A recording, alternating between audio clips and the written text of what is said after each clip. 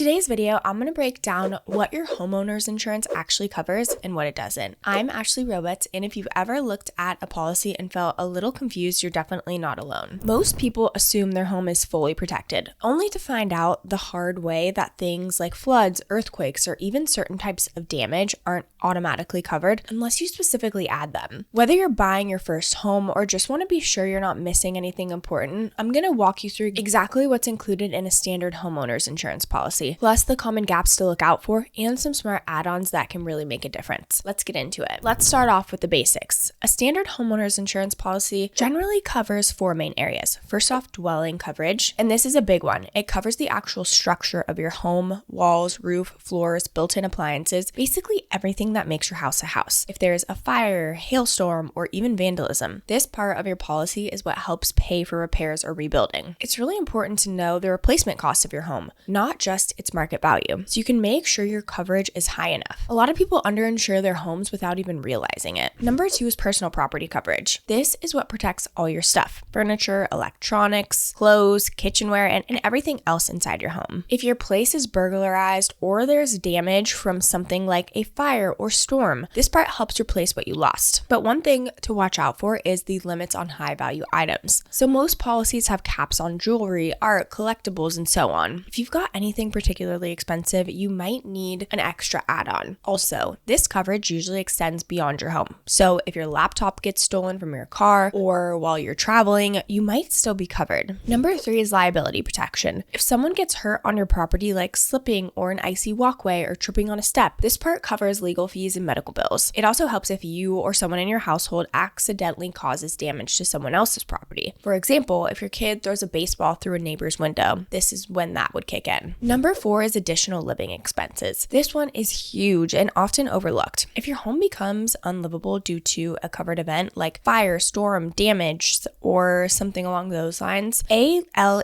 which is the additional living expense, covers temporary housing, food, and even extra living costs. It basically helps you maintain your normal lifestyle while your house is being repaired or rebuilt. There are usually time or dollar limits, so it's a good idea to check what your policy includes. Now, let's talk about what is not covered in a standard policy. These are the areas where people usually get caught off guard. Number one is flood damage. Flooding is actually not covered by regular homeowners insurance. If you live in a flood-prone area, or even if you don't, you'll need to buy separate flood insurance, either through the National Flood Insurance Program or a private company. Even 1 inch of water can do thousands of dollars in damage, so this one's worth thinking about. Number two is earthquakes and sinkholes. Same deal here. Earthquakes are not included in most standard policies, and if you live in somewhere like California, you'll want a separate earthquake policy or an add-on. Sinkholes also aren't covered in many areas unless you specifically request that coverage. Just make sure you check with your insurer if this is a concern where you live. Number three is wear and tear. Insurance doesn't cover things that break down from old age. If your roof starts leaking because it's 30 years old, or your plumbing fails after decades of use, that's considered normal wear and tear. Insurance is really about sudden, unexpected events, not routine maintenance. Number four is pest damage. Termites, rodent, mold, all of that is considered preventable, so it's not covered under your policy. Keeping up with home maintenance and inspections is your best protection here. Five is luxury features and landscaping. If you're invested in outdoor features like a custom pool, fancy landscaping, or an outdoor kitchen, just be aware that your standard policy may not fully cover those. Most policies limit coverage for landscaping and may exclude damage to high-end features altogether. You may need an endorsement to properly protect these upgrades.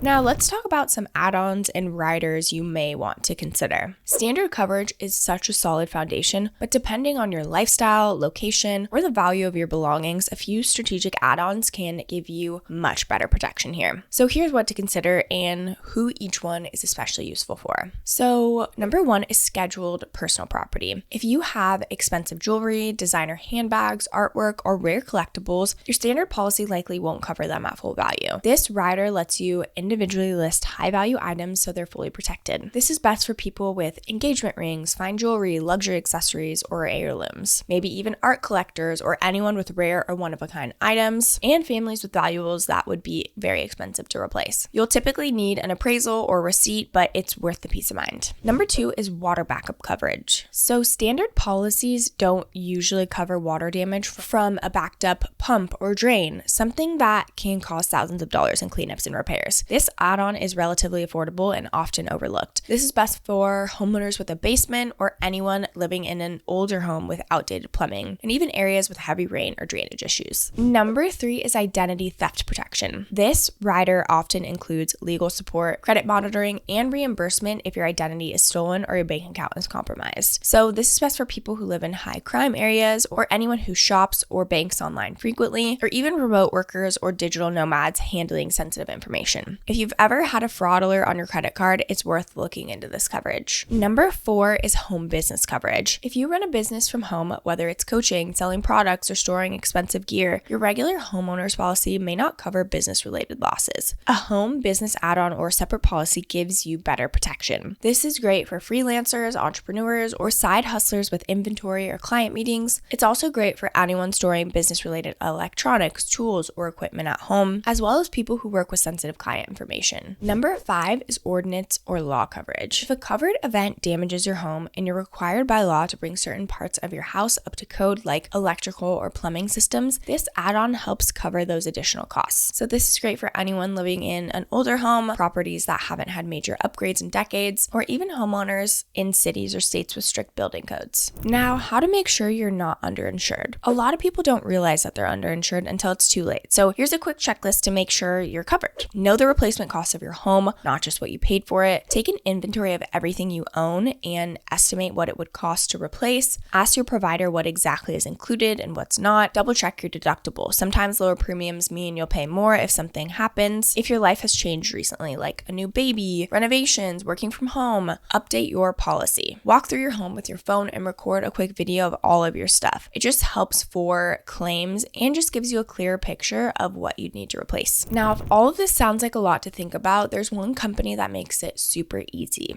and they're called Lemonade Insurance. Lemonade offers easy to understand policies that are fully customizable. You can add riders, increase coverage, and even file claims all from their app. No confusing paperwork or long phone calls. They're also great if you're looking for a modern insurance experience that actually makes sense. I personally use Lemonade for dog insurance, and something that's really, really important to me is the UI and how to actually submit claims, because if it's challenging, sometimes I know myself and I won't actually put in the work to do it. And so with the app and even on your computer, you can super easily submit claims and get information very, very quickly. So I personally love them. So if you want to check Lemonade out for homeowners insurance or any of their other insurance, I've left the link in the description below. And what you can do is go ahead and get a quote. Again, it's so easy. Just click check prices, and then you will go ahead and answer a few questions, click homeowners, and then you can go ahead and put your first and last name in your email and they'll send you a quote. And again, simple and easy to use is something that's very, very important to me. So I personally love it. So here's the deal.